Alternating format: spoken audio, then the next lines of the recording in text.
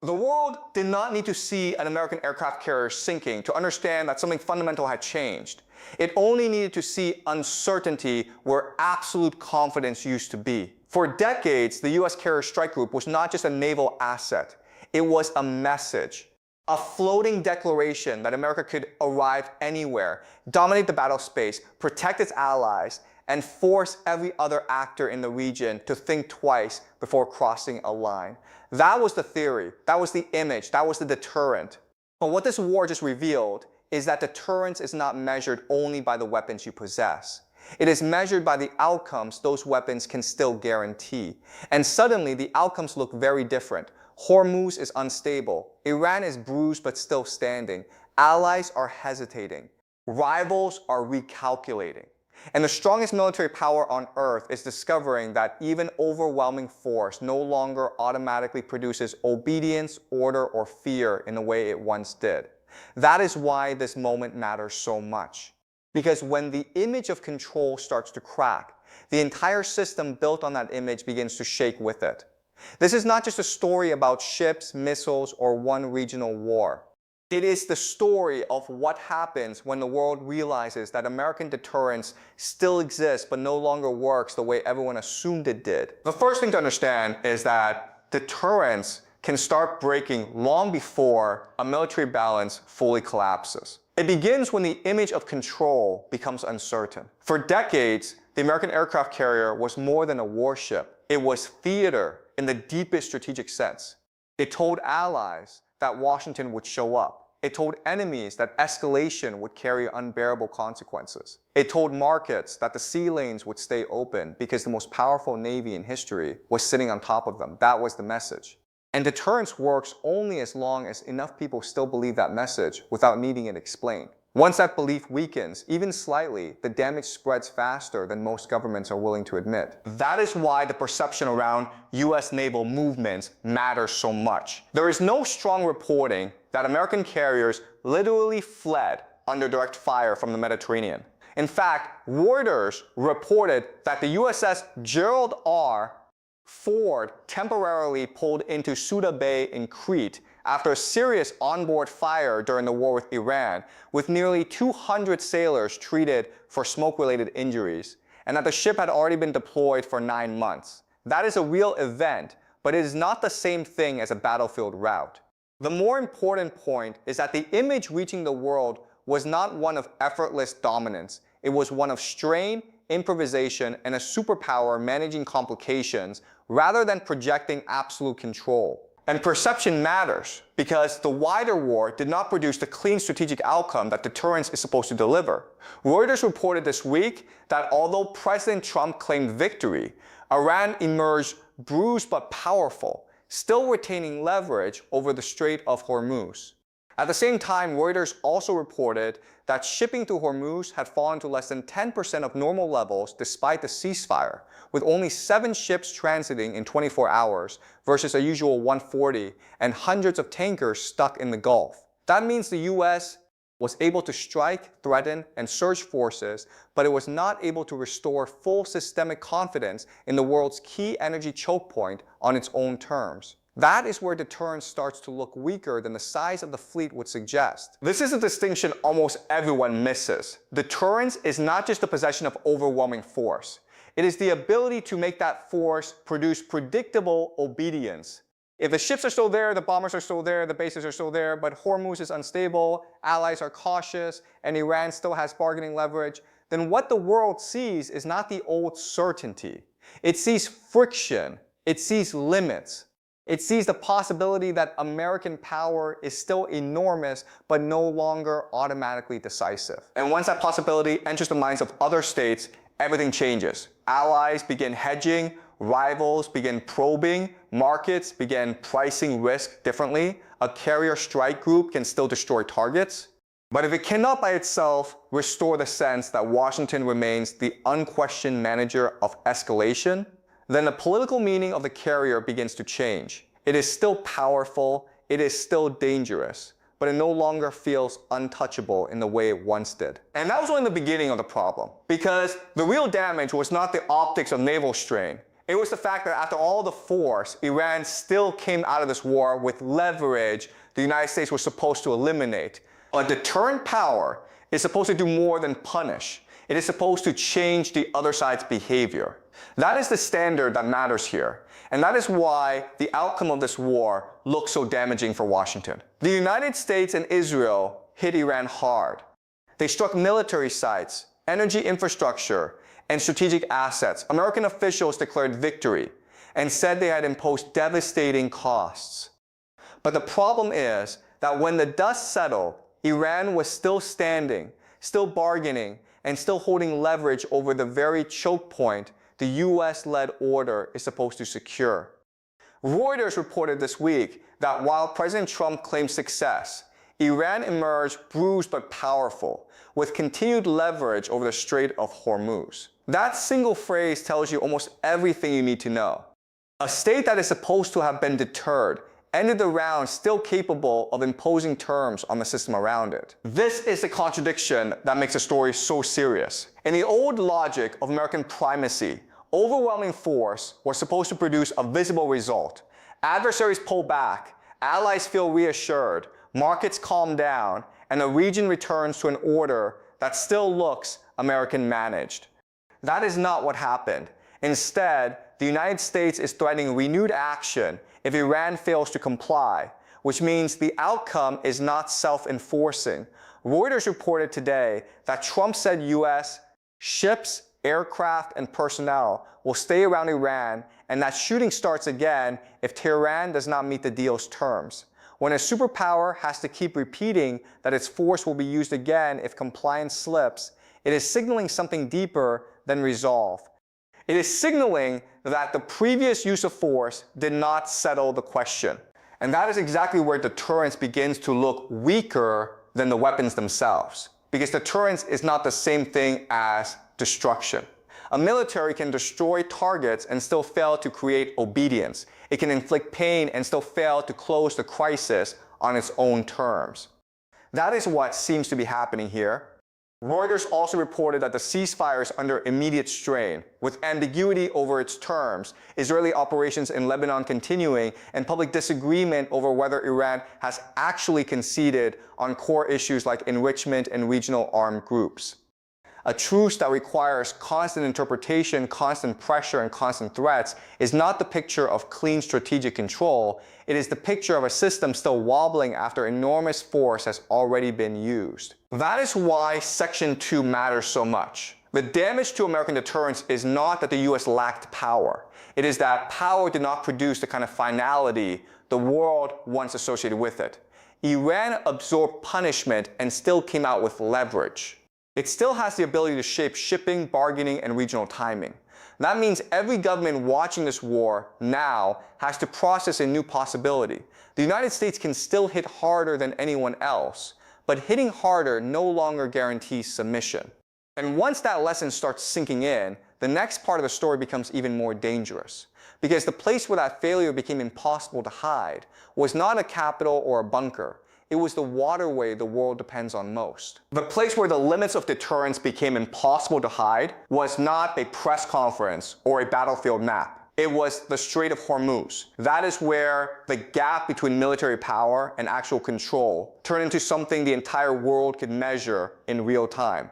For decades, one of the unspoken assumptions behind American power was that when a real crisis hit, Washington could still keep the arteries of global commerce open. Maybe not without friction, maybe not without risk, but open. That was part of the bargain. Allies accepted American primacy because it was supposed to bring stability to the choke points that mattered most. Markets priced around that assumption. Shipping firms operated around that assumption. Governments built energy policy around that assumption. And now that assumption is under direct strain. Reuters reported on April 9 that shipping through Hormuz had fallen to less than 10% of normal levels. Despite the ceasefire, with only 7 ships transiting in the previous 24 hours compared with the usual 140. Hundreds of tankers have been stuck in the Gulf since the war began, and Iran has been directing traffic through tightly controlled routes near Larik Island while warning unauthorized vessels. Reuters also reported that Barclays now sees upside risk to oil prices because flows through Hormuz have still not normalized, with 13 to 14 million barrels per day of supply effectively disrupted. That is not a symbolic problem, that is a systemic one. It means the US and its allies used enormous force in the region, yet the world's most important energy choke point is still operating under the shadow of Iranian leverage rather than restored American confidence. And this is exactly why Hormuz matters more than almost anything else in the story, because deterrence is supposed to do more than protect military assets. It is supposed to keep the larger system functioning. If carrier groups, bombers, bases, and threats of renewed action are all on the table, but insurers are still nervous, shipping companies are still hesitant, and oil markets are still pricing in political chaos, then the world sees something it is not used to seeing from the United States: force without closure. That is a serious problem for any empire, because closure is what turns violence into order. Without it, power begins to look reactive rather than commanding. What makes this even more damaging is that Hormuz is not a distant regional issue. It is a global stress test. When transit through that corridor slows to a crawl, the consequences ripple outward instantly. Energy importers in Asia feel it, European industries feel it, central banks feel it, governments that rely on stable fuel and fertilizer flows feel it. The question stops being whether America can still hit targets. Of course it can. The question becomes whether America can still guarantee the kind of predictability that made its power so central in the first place. Right now, the answer looks much less certain than it once did. And that is why this section matters so much. The damage was not only to infrastructure or military prestige, it was to belief. The world just watched the strongest military power on Earth fight a war tied directly to the Gulf and still fail to make Hormuz feel safe, automatic, and fully open again. That does not mean American power is gone.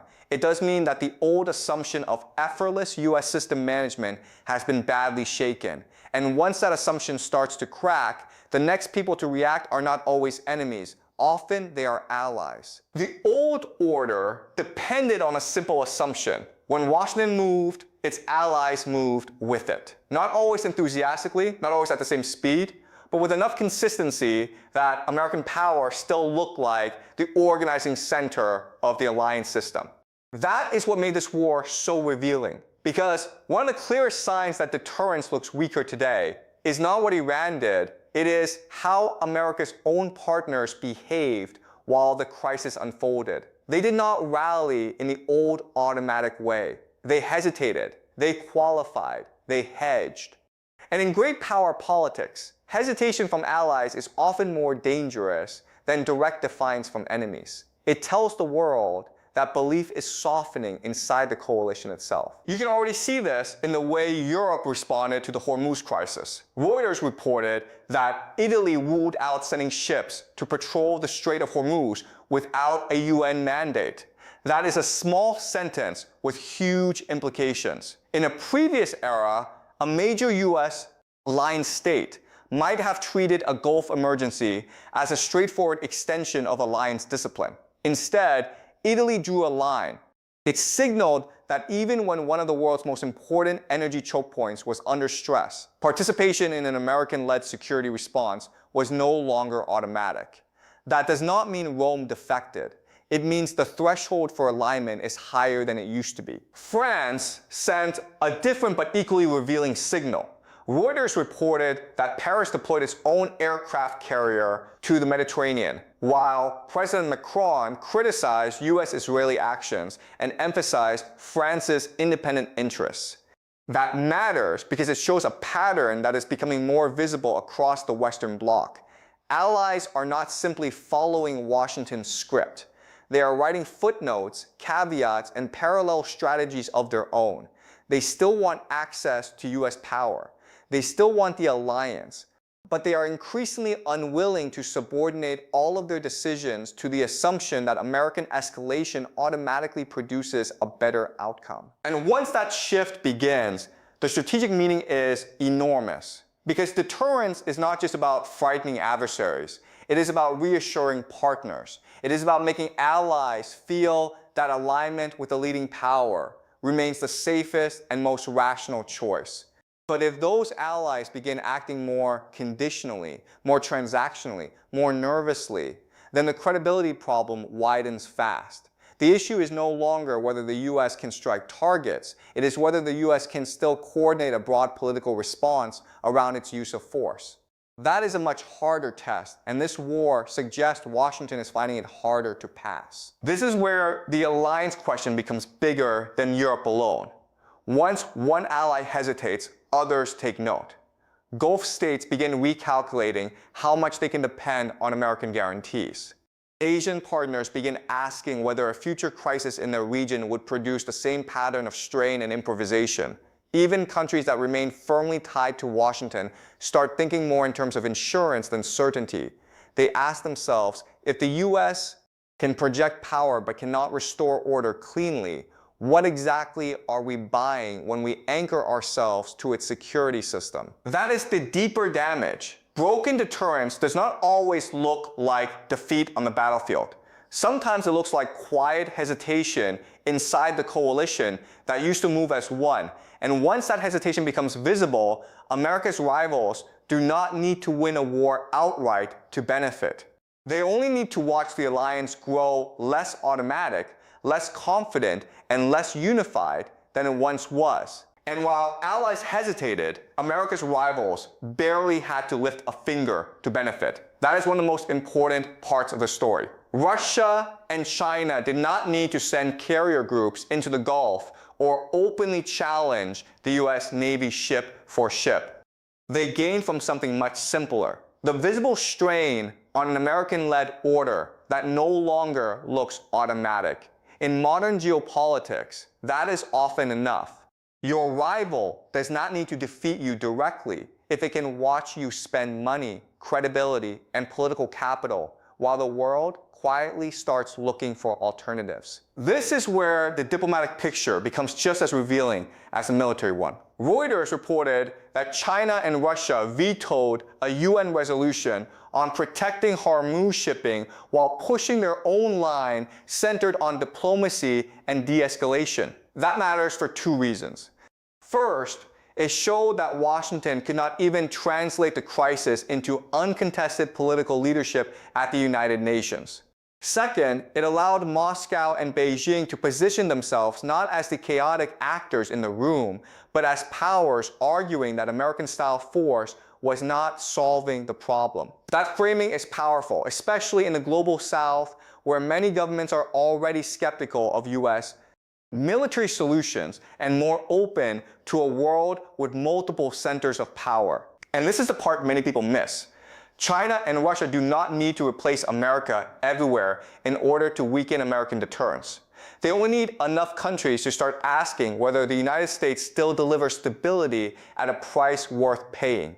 If a Gulf war ends with Hormuz constrained, allies nervous, and Washington still threatening renewed force just to hold a fragile ceasefire together, then the rivals' argument writes itself. They can say with some credibility that the US system is increasingly good at escalation but not at closure, increasingly good at punishment but not at settlement. That is the kind of narrative shift that changes the international environment over time. Russia benefits, especially because crises like this divide Western attention. A United States managing instability in the Middle East is a United States with less focus, less political bandwidth, and less strategic clarity elsewhere. China benefits in a different way.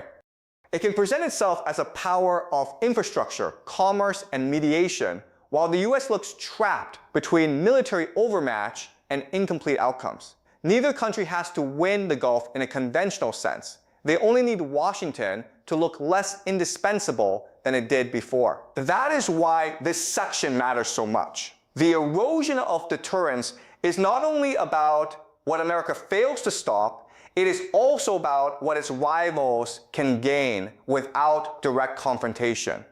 If the strongest power in the system starts looking unable to impose order cleanly, then other powers gain room to maneuver simply by standing nearby and letting the contrast do the work. They collect diplomatic space, they collect narrative advantage. They collect influence among states that would rather hedge than choose sides too early. And once that starts happening, the problem becomes deeper than military posture or alliance management. It becomes psychological, because deterrence in the end is not only a set of weapons, it is a belief system. And when enough countries begin to suspect that the belief no longer matches the reality, the structure of the whole order begins to shift. The deepest break in deterrence is psychological. That is the part people miss because it does not show up first in satellite images or casualty counts. It shows up in the minds of governments, militaries, investors, and rivals who begin quietly updating their assumptions about what American power still means. For decades, the United States benefited from something more valuable than hardware alone. It benefited from expectation. The expectation that if Washington drew a line, crossing it would be too costly. The expectation that if a crisis spiraled, America could still restore enough order to make alignment with it the safest bet. The expectation that even when the system shook, the center would hold. That expectation is what gave American deterrence its real force. Not just weapons, but confidence. And confidence is always hardest to measure right before it starts to disappear. That is why this moment matters so much. The damage was not simply that one adversary survived a round of punishment. It was that the wider world watched a sequence of events that made American control look less automatic than before. A major war breaks out. Hormuz remains unstable. Allies qualify their support. Rivals exploit the diplomatic opening. And Washington is still signaling that force may need to be used again if the settlement does not hold. Even if each of those facts can be explained individually, together they create a new atmosphere. They tell everyone watching that American power is still immense, but no longer effortlessly final. That changes behavior fast. Rivals begin probing for openings they might once have avoided. Regional powers start testing how much room they have to maneuver between Washington, Beijing, and Moscow. Smaller states begin asking whether dependence on one guarantor is still the rational strategy. Financial actors begin pricing in risk that used to be dismissed as temporary noise. Military planners begin gaming out scenarios in which US intervention is still formidable, but not decisive enough to shut the whole contest down. None of that looks dramatic at first. It looks like caution, like hedging, like contingency planning. But that is exactly how the old belief system starts weakening. And once that weakening begins, the meaning of American presence starts to change. The carrier is still there, the bombers are still there, the bases are still there, but their political effect becomes less certain. Instead of producing immediate compliance, they produce calculation. Instead of freezing escalation, they become one factor in a larger equation. That is a profound shift, because a deterrent power does not need to be loved. It does not even need to be admired, but it does need to be seen as capable of shaping outcomes more reliably than anyone else. If that perception fades, then the structure built around it starts to loosen. That is the real break this war may have exposed. Not the end of American power, but the end of its unquestioned psychological primacy.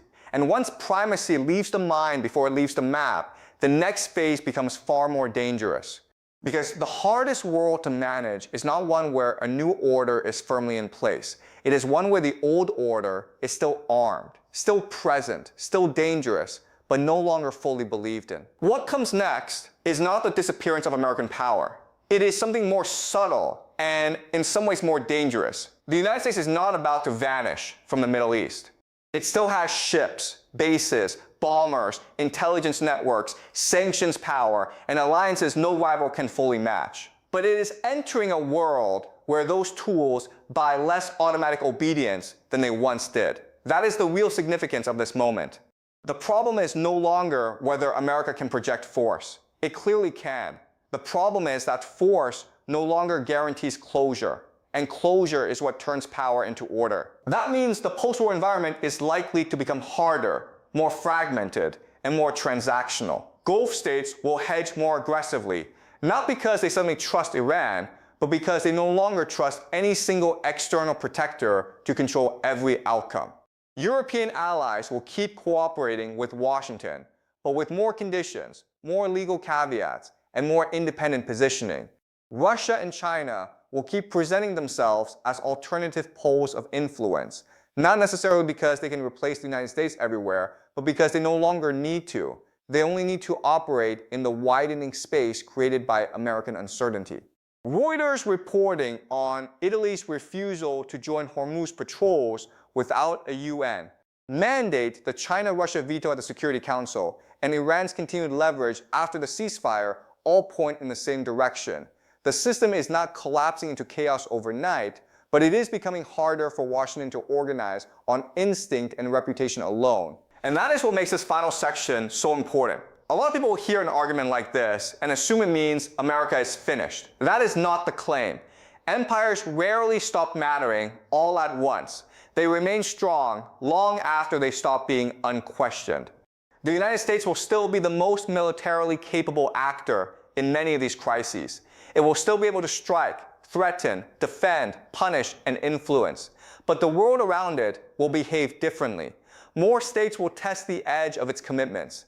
More allies will ask what exactly American protection still guarantees. More neutral powers will try to benefit from a looser order rather than submit to a tighter one. That is not a dramatic collapse. It is something strategically worse. A long period in which the old power is still active, but the world has stopped granting it the benefit of automatic belief. And that is why the future after this war may be more dangerous than the war itself. The most unstable moment in international politics is often not the height of one crisis. It is the transition between assumptions. The moment when everyone knows the old rules are weaker, but no one yet agrees on what the new rules are. In that world, deterrence becomes harder, miscalculation becomes easier, and every regional actor starts playing a sharper, riskier game. The carrier is still there, the power is still there, but the certainty that once traveled with it is fading. And once enough governments begin making decisions based on that new reality, American deterrence does not need to disappear to be broken. It only needs to stop being automatic. That may be the world we are entering now. So the final conclusion is this. The world did not just watch a regional war. It watched the limits of American deterrence become visible in a way they had not been for decades. Not because the United States suddenly became weak, not because its carriers, bombers, or bases vanished, but because power only functions as deterrence when it produces belief. And belief is exactly what this war began to erode.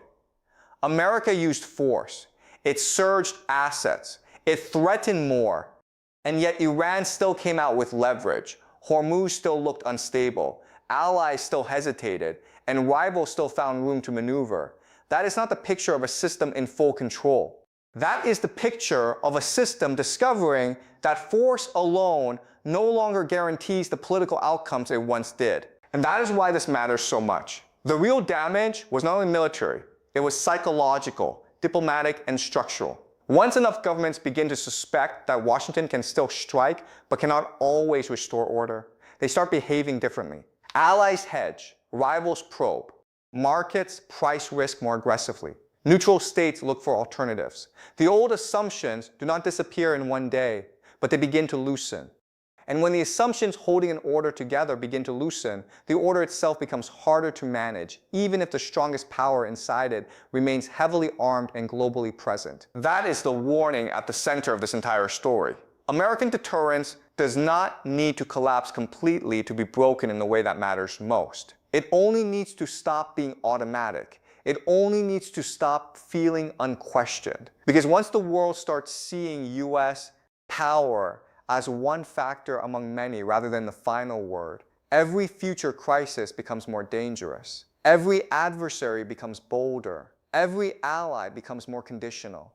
Every regional conflict carries a greater chance of spiraling because the old certainty is no longer there to freeze the board before it tips over. So no, this is not the end of American power. It is something more unsettling than that. It is the beginning of a world in which America is still present, still dangerous, still capable of immense destruction, but no longer able to assume that presence alone settles the argument. And once that shift becomes visible, the question is no longer whether the carriers are still there. The question is whether the world still reacts to them the way it used to. That may be the real line this war crossed. And if it is, then what broke was not the fleet. It was the illusion that the fleet by itself can still hold the entire order together.